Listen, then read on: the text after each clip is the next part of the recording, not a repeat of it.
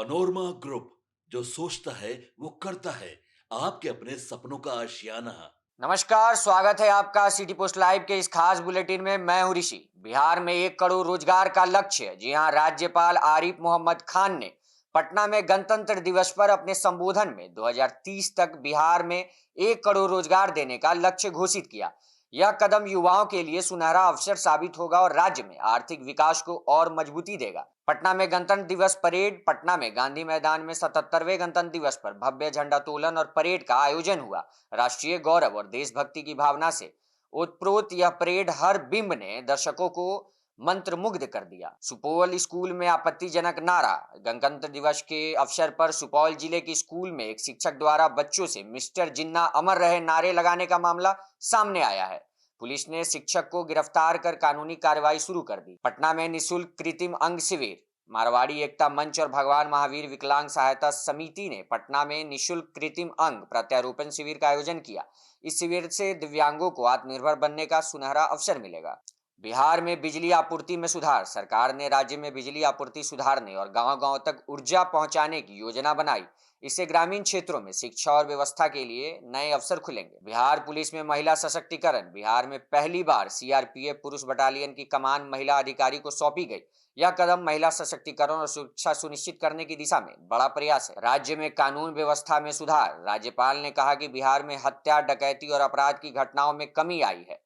Police बल को मजबूत करने और कानून व्यवस्था सुधारने के प्रयास लगातार जारी। बिहार ग्रामीण आजीविका परियोजना। जीविका परियोजना के तहत 1.4 करोड़ महिलाओं को आत्मनिर्भर बनने का काम चल रहा है। इससे ग्रामीण गरीबों का सामाजिक और आर्थिक सशक्तिकरण हो रहा है। पटना में सड़क सुरक्षा अभियान। पटना में सड़क सुरक्षा और यातायात नियमों के पालन को लेकर अभियान शुरू किया गया।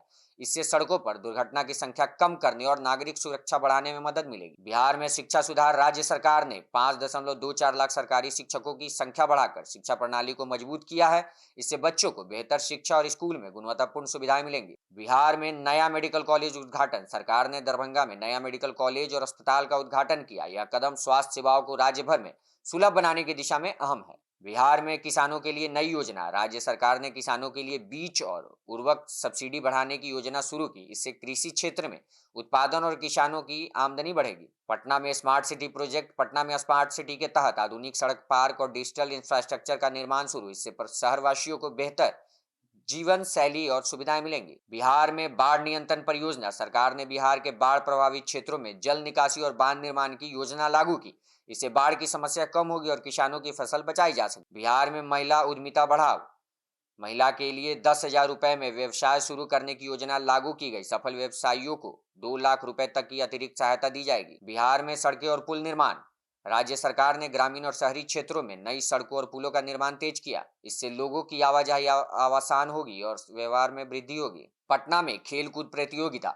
पटना में बच्चों और युवाओं के लिए राज्य स्तरीय खेलकूद प्रतियोगिता आयोजित की गई है। इससे खेलों को बढ़ावा मिलेगा और युवा प्रतिभागियों को नई पहचान मिलेगी। बिहार में पर्यटन विकास। राज्य सरकार ने पर्यटन स्थलों को विकसित करने और विदेशी पर्यटकों को आकर्षित करने के लिए योजना बनाई।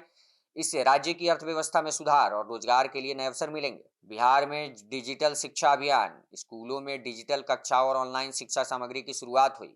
इससे विद्यार्थियों को आधुनिक तकनीक के साथ शिक्षा का बेहतर